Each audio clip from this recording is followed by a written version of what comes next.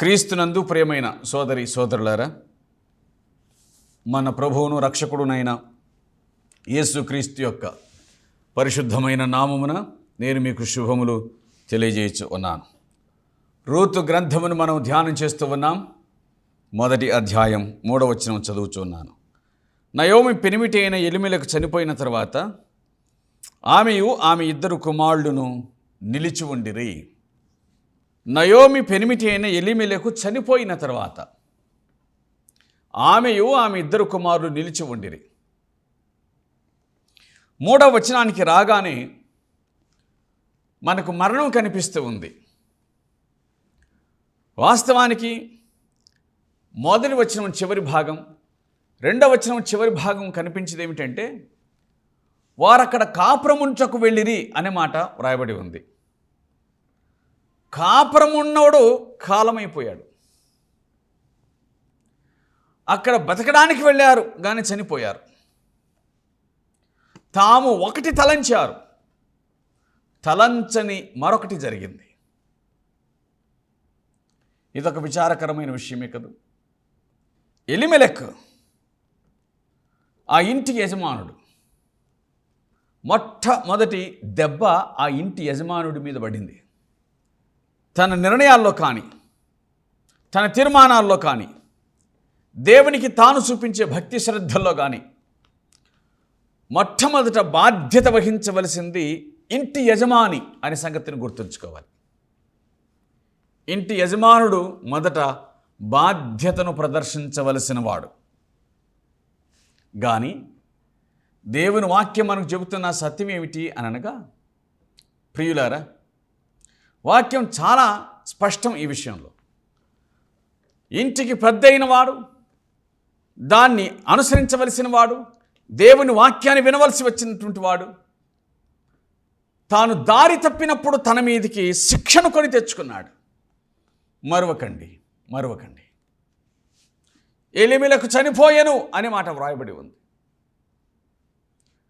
నిజమే, మోయాబు భోజనం తిన్నవాడు ఎందుకు బతుకుతాడు? శాపగ్రస్తమైన దాన్ని భుజించిన వాడు ఎందుకు జీవిస్తాడు?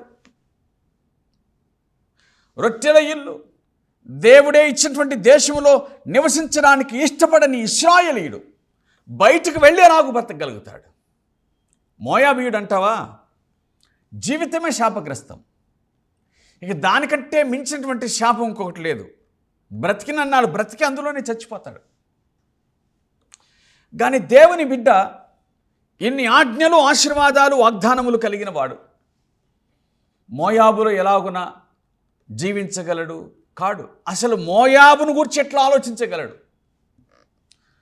మోయాబుని ఎట్లా చూడగలడు? మోయాబులో ఎట్లా చేరగలడు?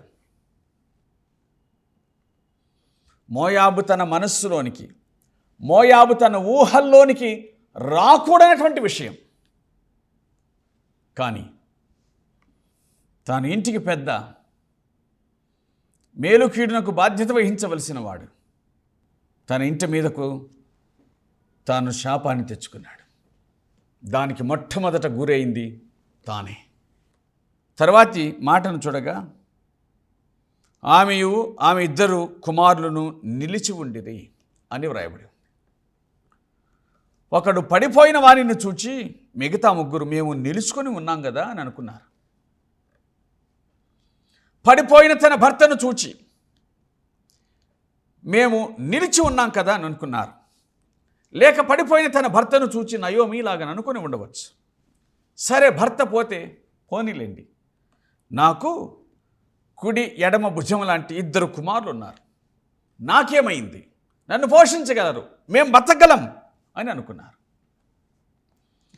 మోయాబుకు వచ్చినందుకే కదా నా భర్త మరణించాడు అని, మోయాబులో కాపురం ఉన్నందుకే కదా మేము ఈ శాపాన్ని పొందగలిగాము అని, మోయాబు భోజనం జీవము కంటే మరణాన్ని తెచ్చింది అని గ్రహించడానికి బదులుగా నయోమి తన మనస్సును కఠినం చేసుకుంది. దేవుడు దెబ్బ కొట్టినప్పుడు మనస్సు కఠినం చేసుకుంటే మరో దెబ్బ పడుతుంది అనే సంగతిని గుర్తుంచుకోవాలి.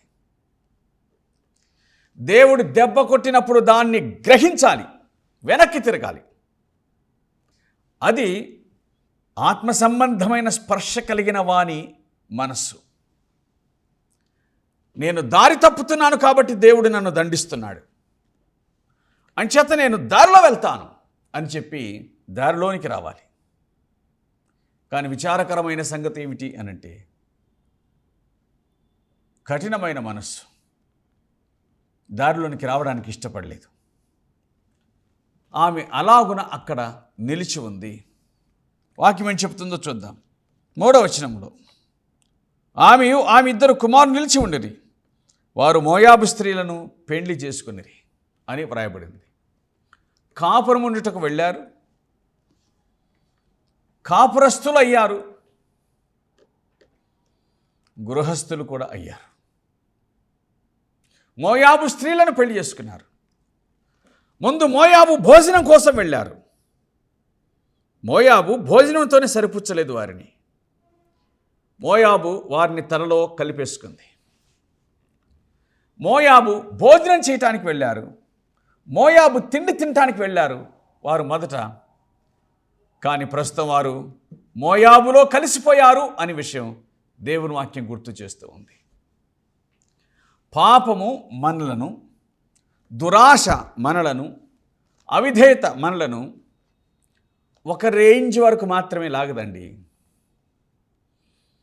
మనల్ని పడగొట్టి చెడగొట్టి మనం చేరవలసిన ఆఖరి మెట్టుకు చేరుస్తుందని గుర్తుంచుకోవాలి.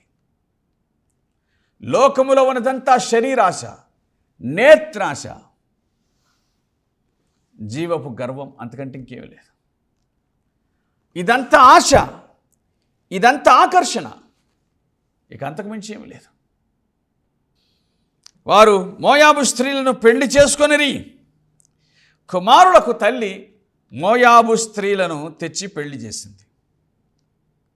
లేక ఇలాగనుకుందాం, కుమారులే మోయాబు స్త్రీలను వారు ప్రేమించారేమో. ఒకటి సత్యం, మోయాబు భోజనం తిన్నవాడికి మోయాబు బుద్ధి కాక కనాను బుద్ధి ఎట్లొస్తుంది? రాదు. దేవుని విస్మరించిన వానికి దేవుని ఘనపరచాలి అనే ఆలోచన ఎలా కలుగుతుంది? కలగదు. కాబట్టి ఆ ఇద్దరు కుమారులు మోయాబు స్త్రీలను పెళ్లి చేసుకున్నారు. ఇలాగునా చెప్పాలి, తండ్రి భోజనాన్ని ఆశించాడు, కుమారులు ఏకంగా వారి స్త్రీలను ఆకర్షించారు. తండ్రి ఆ దేశం భోజనం తిని బ్రతికితే చాలనుకున్నారు. కుమారులు ఆ దేశంలో పూర్తిగా కలిసిపోయారు. ఇది విచారకరమైన సంగతి. ఇది ఒక విశ్వాసికి జరగవలసిందేనా? కాదు, జరగదు. విశ్వాస భ్రష్టులకు జరిగేది ఇది. విశ్వాసికి ఎందుకు జరుగుతూ ఉంది? ప్రియులారా, వారు మోయాబు స్త్రీలను పెళ్లి చేసుకుని వారి భార్యల పేర్లు కూడా చెప్పబడింది. ఒకదాని పేరు ఓర్ప, రెండవ దాని పేరు రుతు. ఈ ఇరువురు పెళ్లి కుమార్తెల పేర్లు వ్రాయబడ్డాయి. వారు ఇంచుమించు 10 సంవత్సరములు అక్కడ జీవించిన తర్వాత, రూతు గ్రంథం 1వ అధ్యాయం 5వ వచనం, వారు ఇంచుమించు 10 సంవత్సరములు అక్కడ జీవించిన తర్వాత మహ్లోను కిల్యోను అను ఇద్దరును చనిపోయిరి. 10 సంవత్సరాల జీవితం వృద్ధిలోనికి తీసుకొని రాలేదు. మోయాబు దేశంలో 10 సంవత్సరాల జీవితం వారిని పైకి తీసుకొని రాలేదు. ఇంకేమని చెప్పాలి? పైకి పంపించిందని చెప్పాలి. మోయాబులో దేవుని బిడ్డ బ్రతకడు. మోయాబు దేవుని పిల్లలను చంపుతుంది. మరిచిపోవద్దు. 10 సంవత్సరాల కాలం మోయాబు భోజనం విషయమైంది. ఆ ఇరువురు చనిపోయారని దేవుని వాక్యము సెలవిస్తూ ఉంది. విచిత్రమైన సంగతి ఏంటో తెలుసు కదా, వారికి సంతానం లేదు. 10 సంవత్సరాల జీవితంలో 10 సంవత్సరాల కాపురంలో వారు సంతానం లేని వారయ్యారు. కారణం ఏమిటి? గర్భఫలం యెహోవా ఇచ్చు బహుమానం. గర్భఫలం యెహోవా ఇచ్చు బహుమానం. ఆయన ఆజ్ఞలకు వ్యతిరేకంగా బ్రతికే వానికి ఆయన ఆశీర్వాదం ఎలాగ దొరుకుతుందండి? ఆయన మాట వినని వానికి ఆయన ఆశీర్వాదం ఎలా దొరుకుతుంది? దొరకదు. ఆయన మాట వినకుండా నేను ఆశీర్వదించబడతాను అని నువ్వు అనుకుంటే అది నీ దురాశ. అది నీ దురాశ. ఈ అన్నదమ్ములిద్దరూ కూడా ప్రాణం పోగొట్టుకున్నారు. ఈ మాటను గుర్తు చేయాలి. మొట్టమొదటి దెబ్బ ఆ ఇంటి యజమానుడి మీద పడింది. ఆ స్త్రీ అప్పటికి మేల్కోలేదు. ఆ పిల్లలిద్దరూ కూడా మేల్కోలేదు. నాన్న చనిపోయాడు. మనం మన పట్టణానికి వెళ్దాం. అక్కడ ఉన్నారు కదా, వారు చనిపోయినట్లుగా మనకు సమాచారం లేదు కదా. కానీ మనం తండ్రిని పోగొట్టుకున్నాం అని పిల్లలు కానీ లేక నయోమి కానీ ఎవరితో మాట్లాడుకున్నట్టుగా కనిపించలేదు. పైగా వారు ఆ స్థలమందు నిలిచిరి అని దేవుని వాక్యం చెబుతుంది. నిలిచి ఉండిరి, వివాహం చేసుకున్నారు, మోయాబీలయ్యారు. విచారకరమైన సంగతి ఏమిటంటే ఇశ్రాయేలీయులు మోయాబీయులు అయ్యారు. 3 సమాధులు కనిపిస్తున్నాయి. ఎలిమెలెక్, మహ్లోను, కిలియోను. వీరి సమాధులను, ఎవరివి సమాధులు అంటే ఇశ్రాయేలు వారి సమాధులు. ఇశ్రాయేలు వారి సమాధులు మోయాబు దేశంలో ఉండడం ఎంత శాపగ్రస్తమైన విషయం అండి. కానీ వాళ్ళు కోరుకున్నారు కాబట్టి సరిపోయింది. అది వారు అక్కడ నివసించడానికి సరిపోయిన వారు. 3 సమాధులు కనిపిస్తున్నాయి. ఇశ్రాయేళ్ల 3 సమాధులు మోయాబు దేశంలో కనిపించటం విచారకరమైనటువంటి విషయం. ఇశ్రాయేలీలకు సమాధులు కూడా చాలా ముఖ్యమైన విషయం. కానీ ఇప్పుడు అవి మోయాబు దేశంలో ఉన్నాయి. ఇప్పుడు ఆ ఇంటిలో 3 విధవరాండ్రు మిగిలిపోయినారు. నయోమి ఒక విధవరాలు, మిగతా 2 స్త్రీలు వారును విధవరాండ్రు అయ్యారు. 3 జీవితాలు కనిపిస్తూ ఉన్నాయి. ఆ 3 జీవితాల్లో 2 యవనస్తురాండ్రు కనిపిస్తూ ఉన్నారు. ఒక స్త్రీ వృద్ధాప్యంలో ఉన్నది. భవిష్యత్తు ఇంకా ఎంతో ఉన్నటువంటి ఆ 2 యవనస్తురాండ్రు భవిష్యత్తు లేనివారుగా కనిపిస్తూ ఉన్నారు. ఏమి చేయాలో అర్థం కాలేదు, పాలు పోలేదు. ఇది తట్టుకోలేనటువంటి 2వ దెబ్బ. ఇప్పుడు తాను ఒంటరి అయిపోయింది. నయోమి ఒంటరిగా మిగిలిపోయింది. 4 కలిసి వచ్చింది. 4లో 3 గతించిపోయారు. ఒక్కరు మాత్రమే మిగిలి ఉన్నారు. అది తానే నయోమి. ప్రియులారా, అటువంటి సందర్భంలో ఆమెకు వినిపించిన మాట 5వ వచనం చివరి మాటిలాగన వ్రాయబడింది. కాగా ఆ స్త్రీ తాను కన్న 2 కుమారులను తన పెనిమిటిను లేనిదాయను. తానను కట్టుకున్న వారిని పోగొట్టుకుంది, తాను కన్నవారిని పోగొట్టుకుంది. ఎవరూ లేనిది అయ్యింది. ఆయనతో పోరాడ తెగించి హాని పొందని వాడెవడండి?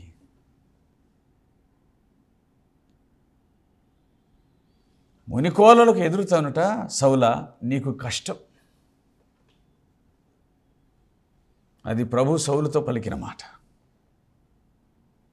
మునికోలలకు ఎదురుతానుట నీకు కష్టం.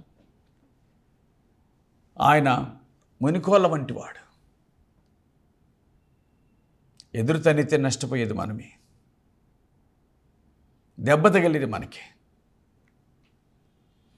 కానీ శిరము వంచితే ఆశీర్వాదం. 6వ వచనం, వారికి ఆహారం ఇచ్చుటకు యెహోవా తన జనులను దర్శించనని ఆమె మోయాబు దేశంలో వినను గనుక. దేశం అని అనగానే చాలా దూరం అనుకోకండి. సమాచారం కలిగినంత దూరం.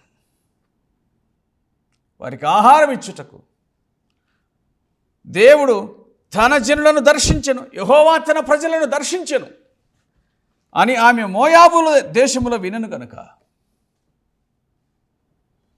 ఇలా గురించి చెప్పుకుందామా? ఖచ్చితంగా మాత్రం 10 సంవత్సరాలు. 10 సంవత్సరాల తర్వాత ఆమెకు ఈ సంగతి వినిపించింది. దేవుడు తన ప్రజలను దర్శించెను. దేవునికి స్తోత్రం కలుగును గాక. ఆయన దర్శించువాడు, ఆయన దర్శించువాడు, ఆయన దండించువాడు, ఆయన దర్శించువాడు, ఆయన శిక్షించువాడు, ఆయన క్షమించువాడు. అదే సమయమునందు ఆయన ప్రేమించువాడు, కనికరము చూపటేందుకు సంతోషించు దేవుడు. 10 సంవత్సరాల తర్వాత తన చెవులకు ఆహ్లాదకరమైన మాట వినిపించింది నయోమికి. యెహోవా తన జనులను దర్శించెను. దేవుడు తన ప్రజలను దర్శించెను. ఇంతకంటే మించిన ఆనందం ఏం కావాలండి? దేవుడు మనల్ని దర్శించడం కంటే మించిన ఆనందం.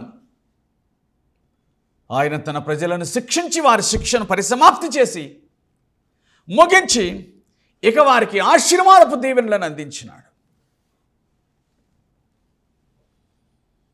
మరొక మాట చెప్పాలంటే, శిక్షా వర్షాన్ని ఆయన ఆపు చేసి దీవెనల వర్షాన్ని కురిపించినాడు. శిక్షను సహించిన వాడు దీవెన ఆశీర్వాదములో మునిగి తేల్తాడు. మర్చిపోకండి. మనుషులు చాలాసార్లు శిక్షను తృణీకరిస్తారు, ఆశీర్వాదాన్ని ఆశిస్తారు. తప్పు చేస్తే శిక్ష వచ్చి తీరుతుంది. తప్పు జరిగితే, తప్పు చేస్తే శిక్ష వచ్చి తీరుతుంది. మర్చిపోకండి. ప్రియులారా, దేవుని వాక్యం మనకు సెలవిస్తున్న సత్యం. ఆమె మోయాబు దేశములో సంగతిని వినింది. మరో మాటను గుర్తు చేసుకోవాలి. దేవుడు తన ప్రజలను దర్శించినాడనే సంగతి ఇశ్రాయేలీయులు ఎక్కడ ఉన్నారో వారికి అందరికీ వినిపించింది. ఈ మాట మీ మనస్సులో ఉంచుకోవాలి. తర్వాత మళ్ళీ ఈ మాటను గుర్తు చేస్తాను. తన ప్రజలను దర్శించాడు ఆయన అనే విషయం ఎక్కడెక్కడ చెదిరిపోయిన వారికి అందరికీ కూడా తెలిసింది. కాబట్టి మోయాబు దేశమును విడిచి వెళ్ళుటకై ఆమె కోడనును ప్రయాణమైరి. మోడుబారిన బతుకు, ఎండిపోయిన జీవితం, కష్టాల్లో కరకు తేలింది. దేవుని మీద నమ్మకాన్ని సన్నగిల్లా చేసుకుంది. అయితేనేమి, ఆయన తన చిత్తము చొప్పున తన ప్రజలను దర్శించువాడు. మనిషిని బట్టి స్పందించువాడు కాదు ఆయన, తన చిత్తమును బట్టి స్పందించువాడు. తాను అనుకున్నప్పుడు శిక్షించినాడు, తాను అనుకున్నప్పుడు క్షమించి వారికి సమృద్ధిని దయచేసి ఉన్నాడు. వాక్యం చెబుతున్న మాట. ఆమె వినింది, ఆమె విడిచింది, ఆమె వెళ్ళింది అనే మాటలు మనకు కనబడతాయి. వినింది, విడిచింది, వెళ్ళింది.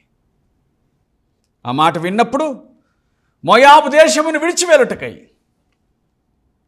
తాను ఆమె ఇద్దరు కోడనును ప్రయాణమైరి అనే మాట వ్రాయబడి ఉంది. ఇప్పుడు తన కఠినత్వాన్ని, కాఠిన్యాన్ని తగ్గించుకున్నట్లుగా కనిపిస్తుంది నయోమి. ఆలోచించి ఉండవచ్చు, శాపగ్రస్తమైన దాన్ని భుజించి ముగ్గురిని పోగొట్టుకున్నాను, మోడు బారిన దాన్ని అయ్యాను, ఎవరు లేని దాన్ని అయ్యాను. కాబట్టి ఇప్పుడైనా సరే ఈ అవకాశాన్ని వినియోగించుకోవాలి. స్వదేశం వెళ్ళాలి. ఆ దేశమందే ప్రాణం విడవాలి అనుకున్నట్టుగా ఉంది. అందుగాను తన కోరండతో ఆ సంగతి చెప్పింది. వారు ప్రయాణమైరి అని వ్రాయబడి ఉంది. ప్రియులారా, దేవునికి స్తోత్రం కలుగునుగాక. పాపమును బట్టి శిక్షించువాడు, తన దయారసమును బట్టి ప్రేమించువాడు. ఆయన కోపం క్షణికం, ఆయన దయ ఆయుష్కాలం. అందుచేత జీవితంలో సమస్యలు పడచూపినప్పుడు పొరపాటును కూడా వ్యతిరేకులు కాకండి, దేవుణ్ణి వ్యతిరేకించకండి. సమస్తమును తన స్వాధీనమందు ఉంచుకొనగలిగిన వాడు ఆయన. తన చిత్త ప్రకారం, తన ఇష్ట ప్రకారం నడిపించడానికి సమర్థుడు ఆయన. పొరపాటును కూడా మనం మన జీవితాల్లో ఆయనకు ఎదురు తిరగకుందుముగాక, ఆయనకు అవిధేయత చూపుకుందుముగాక. విధేయులమై జీవిద్దాం. వారి అవిధేయత మరణానికి తీసుకుని వచ్చింది. వారి అవిధేయత మరొక కరువును తీసుకుని వచ్చింది. ఇశ్రాయేలు దేశంలో వారు అనుభవించింది ఆహారపు కరువు. మోయాబు సమృద్ధిలో కూడా వారు అనుభవించింది పురుషుల కరువు. అనగా నయోమి భర్తను కోల్పోయింది.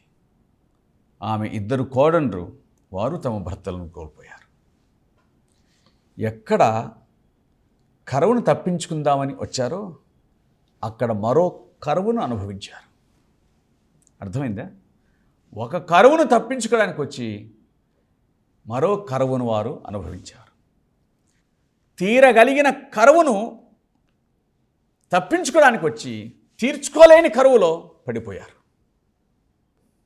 ప్రాణాన్ని కాపాడుకోవడానికి వచ్చి ఉన్న ప్రాణాలను పోగొట్టుకున్నారు. మన తీర్మానాలు చాలాసార్లు మనల్ని లాభం కంటే నష్టం వైపు నడిపిస్తాయి. జ్ఞాపకం చేసుకుందాం, సరిదిద్దుకుందాం, దారులను కొద్దాం. ఆయన దండించువాడు మాత్రమే కాదు, దర్శించువాడు. అంచేత పాపపు శిక్షను తొలగించి శాంతి సమాధానాన్ని ఇచ్చుటకు సమర్థుడు ఆ రక్షకుడు. ప్రభువునకు జీవితాన్ని అప్పగించండి. ఆయన వలన క్షేమం, ఆశీర్వాదాన్ని అనుభవించండి. ప్రభు అట్టి కృపను నీకు దయచేయునుగాక. ఆమేన్. ప్రార్థన చేద్దాం. దయగలిగిన తండ్రి, మీకు స్తోత్రాలు. మాకు అనుగ్రహించిన మీ వాక్యం కొరకు కృతజ్ఞతాస్తుతులు చెల్లిస్తూ ఉన్నాం. ఈ సమయమునందు మీరు మమ్మల్ని కరుణించిన విధం కొరకు నీకు నిండు కృతజ్ఞతాస్తుతులు చెల్లిస్తున్నాము తండ్రి. నీ ప్రేమ మహదైశ్వర్యం ఎంతో గొప్పది, అపారమైనది. అందుని బట్టి మీకు స్తోత్రాలు చెల్లిస్తూ ఉన్నాం. నయోమి జీవితం నుండి పాఠాలు నేర్చుకుంటూ ఉన్నాం.